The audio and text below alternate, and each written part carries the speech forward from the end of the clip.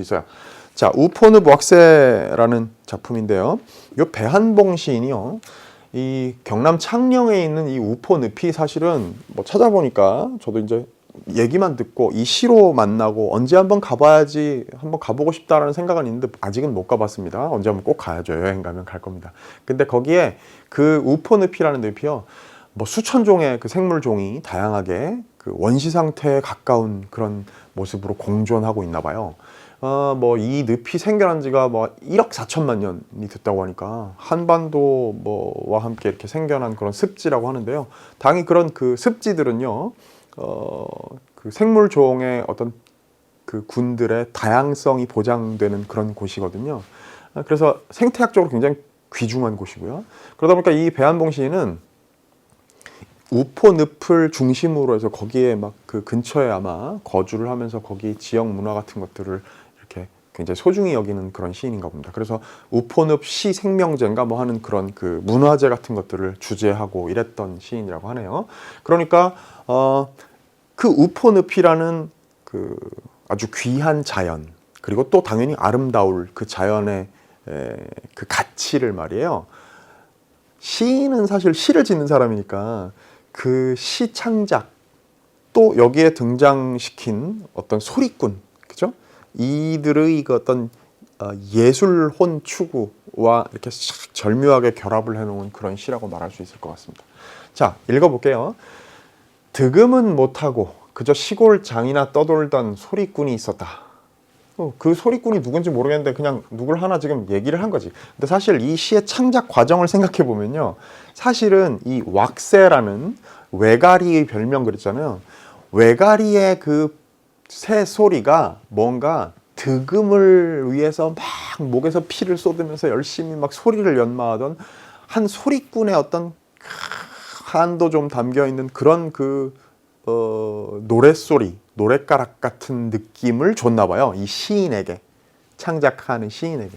그래서 그 외가리 소리를 듣고 우포늪의 그 광경을 보면서 한 인물을 상상적으로, 그야말로 이 뒤에 문제도 나옵니다만, 어떤 한 인물을 그냥 그려본 거죠. 그런 소리꾼을. 그 소리꾼은 어떤 소리꾼인가 하면 굉장히 매력적인 캐릭터인데요. 득음은 못했어요. 득음이라는 건 이제 노래나 연주나 이런 게 일정한 경지에 오르는 거거든. 그래갖고 득음을 했다라는 것은 진짜 막 그 높은 단계에 뭔가 탁 올라가게 되는 거야. 그래서 판소리꾼들은요, 이 소리꾼들은 창을 하는데 득음을 하는 순간이 어느 순간이 딱 옵니다. 막 피 쏟고 막 그 순간을 위해서 막 폭포 아래에서 수련을 하잖아요.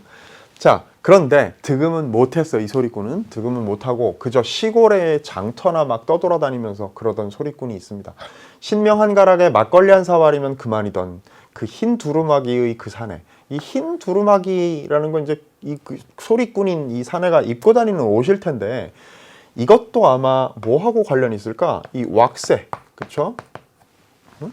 왁세, 외가리의 그 외양하고 서로 관련이 있단 말이죠. 그쵸? 그래서 이제 기왕이면 왁세로부터 어떤 소리꾼을 떠올릴 때 그 비슷한 외양으로 그리는 거지. 흰 두루마기를 입은 한 소리꾼을 상상하는 겁니다. 근데 이제 되게 소박하죠? 소리를 하고 소리값으로 받는 게 막걸리 한 사발이면 충분했어. 그쵸?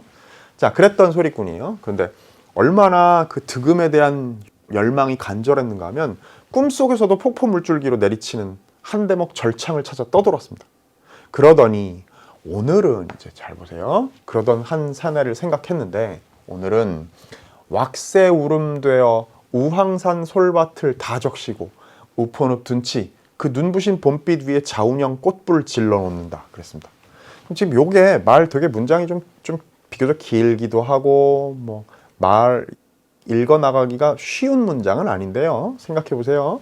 그 소리꾼의 어떤 소리에 대한 강렬한 이 득음에 대한 열망이 오늘 지금 내가 보건대, 화자가 보건대 왁세 울음으로 바뀌어서, 그렇다면 자, 이 화자는 지금 저 왁세 울음으로부터 한 상상적으로 제구한 소리꾼의 소리를 떠올리고 있는 것이죠. 그 소리가 오늘날 저 왁세 울음으로 바뀌어서 우황산 솔밭, 아마 우황산이 그 우포늪 근처에 있는 산 아니겠습니까? 거기에 솔밭을 다 적시고 그 소리가 솔밭을 다 적셔요. 그 우황산 솔밭 근처에 막 쩌렁쩌렁 울리고 거기에 울려 퍼지는 그런 왁새 울음 소리를 이렇게 표현한 거겠지. 그럼 사실은 뭔가 울음이 솔밭을 적시고 또 자운형 꽃불을 질러 놓는다고 얘기하는 것은 말하자면 소리에 해당하는 그 울음, 그 청각을 시각화하는 표현일 거 아니겠습니까? 그렇죠? 자, 왁새 울음되어 우황산 솔밭을 다 적시고 우포늪 둔치에 눈부신 봄빛 위에 자운형이라는 그 붉은 빛 도는 핀 꽃이 있어요. 그 자운형 꽃불 질러 놓는다.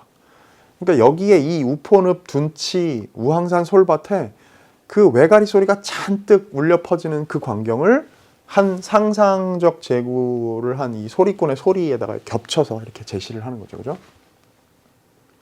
살아서는 근본마저 알 길 없던 혈혈단신. 멋진 설정입니다. 살아서는 근본마저 알 길 없던 혈혈단신. 얼마나 외롭고 고독하고 삶이 고통스러웠겠어? 그래서 텁텁한 얼굴에 달빛 같은 슬픔이 엉켜 수염을 흔들곤 했다. 그러면 근본마저 알 길 없죠. 혈혈단신이에요. 막 슬픔이, 달빛 같은 슬픔이 수염을 흔들곤 했던 그런 삶의 어떤 고통과 외로움과 이런 것들을 덕지덕지 가지고 있었던 그 산에. 그런 산에 어떤 산이었는가 하면 또 늙은 고수, 이 북치는 고수라도 만나면 어깨 들썩 산 하나를 흔들었다. 과장이죠.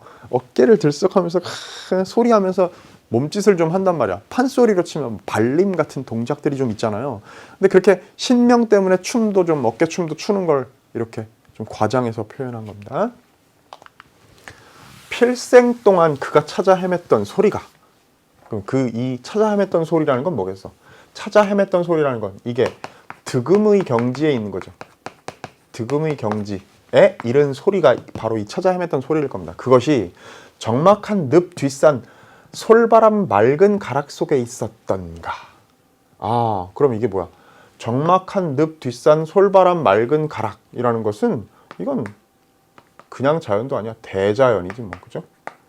이 우포늪의 대자연 속에 그 찾아 헤맸던 소리가 있었나 봐. 그 득음의 경지에 이른 소리라는 건 바로 여기서 가리키는 직접적인 구체적인 소리는 왁새의 울음소리고요. 그렇죠? 자, 그래서 소목, 장제, 토평마을. 이거 마을 이름들일 겁니다. 소목, 장제, 토평마을. 양파들이 시퍼런 물살 몰아칠 때. 그러면요, 양파 농사가 막 이렇게 지어지고 있는, 그래서 양파 밭에 이제 시퍼런 물살이 몰아칠 때 어떤 때겠죠. 양파가 막 그 자라고 있을 때. 그럴 때 일제히 깃을 치며 동편제 넘어가는 저 왁새들 그랬습니다. 요것도 일종의 그 청각의 시각화 같은 게 있다고 말할 수 있어요. 왜냐하면 생각해 보세요. 왁새들이 일제히 깃을 치며 날아올라. 와, 소리도 날 테고 막 그죠? 와, 근데 그것을 깃을 치며 그 날아오르는 왁새들, 이건 뭐 청각의 시각화라고도 볼 수 있고 의미가 명확하게 잡히는 건 아니니까 어떻게 보면 또 시각을 청각한 거라고도 볼 수도 있을 것 같아요. 왜냐하면 생각해보세요. 깃을 치면서 막 왁새들이 날아올라. 그때 그 모습을 뭔가 이 판소리 한 유파인 동편제에다가 빗댄 거라면 시각을 청각화한 표현일 테고, 그 다음에 그 막 깃을 치면서 날아오면서 막 왁새들이 막 울음을 내뱉는 그 소리들이, 그 소리들을 이제 동편제 넘어간다라는 식으로 뭔가 시각화하는 표현으로, 의미가 정확하진 않습니다. 그런 식으로 표현한 거라면 또 청각을 시각화한 것일 수도 있고요. 어쨌든 뭔가 되게 감각적인 모습으로 이 왁새들의 소리와 또 모습, 날아오르는, 일제히 날아오르는 모습 같은 것들을 표현한 거겠네요. 자, 동편제라는 건 판소리 한 유파예요. 그래서 판소리가 원래 섬진강 이렇게 경계로 해가지고 동쪽에 동편제, 서쪽에 서편제, 그리고 중고제, 이렇게 서편제, 동편제, 중고제 이러거든요. 우리가 서편제 많이 들어봤죠. 서편제는 대체로 막 애절하고 막 좀 끌림이 있고 뭔가 또 한이 많이 묻어 있고 막 이런 소리고, 동편제는 그에 비하면 좀 웅장한 소리, 좀 우렁찬 소리, 그런 판소리의 특성이 있다고 합니다. 그 동편제 넘어가는 저 왁새들 그랬어요. 완창 한 판 잘 끝냈다고 하늘 선회하는 그 소리꾼 영혼의 시면이라는 건 깊은 못이거든요. 그 소리꾼 영혼의 시면, 그 말하자면 그 소리꾼이 그렇게 찾아 헤맸던 득음의 경지, 완창을 한 판 잘 끝냈다고 하늘을 선회하는 그 소리꾼 영혼의 시면. 그러면 사실은 완창 한 판 잘 끝냈다고 하늘을 선회하는 거, 하늘을 선회하는 건 뭐예요? 실제로는 외가리들이지, 왁새들이죠. 그 하늘을 선회하는 소리꾼 영혼의 시면이, 그럼 소리꾼 영혼의 시면이라는 것이 왁새를 가리키는 것일 수 있어. 그렇죠? 완창 한 판 잘 끝냈다고 하늘을 선회하는 그 왁새가 여기서 그냥 왁새가 아니라 화자가 볼 때는 소리꾼 영혼의 시면과 닿아 있는 왁새들이야. 우포는 꽃잔치를 자지러지도록 무르익힌다 그랬네요. 그럼 어쨌든 여기 2에서도 마지막에서도 이 왁새들의 울음소리가 우포 늪에 이 아까 자운형 꽃불 질러놓은 그 꽃잔치를 막 무르익게 만드는 그런 상황이 지금 펼쳐지고 있는 겁니다. 물론 이건 뒤에 이제 문제에 관련됩니다만 이게 진짜로 뭔가 보세요. 그 왁새의 소리가 정말로 이 꽃잔치의 무르익음에 어떻게 기여했는지 뭐 이걸 과학적으로 이론적으로 뭔가 사실적으로 설명할 길은 없어요. 근데 여기서 지금 우리가 알 수 있는 건 이런 거죠.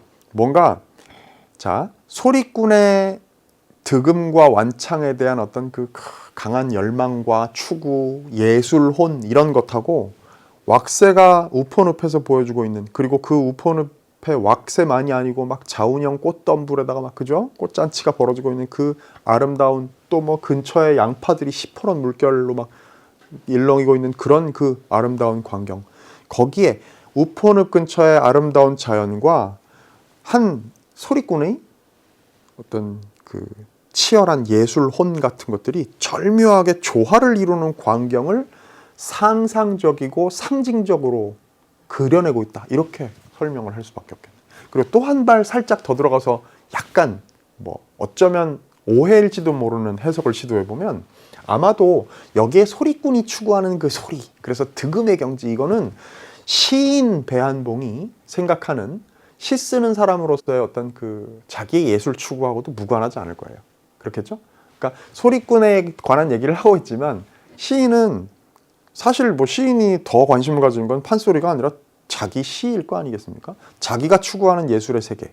그래서 마치 여기 그려진 소리꾼이 득음의 경지엔 이르지 못했지만 끊임없이 완성의 경지, 득음의 경지를 추구하는 어떤 소리꾼의 자세, 태도, 삶의 양태는 자기 자신의 예술 추구의 모습, 그런 지향, 삶의 어떤 태도, 이런 것하고 관련이 있을 거라는 추정을 하게 합니다. 그렇죠?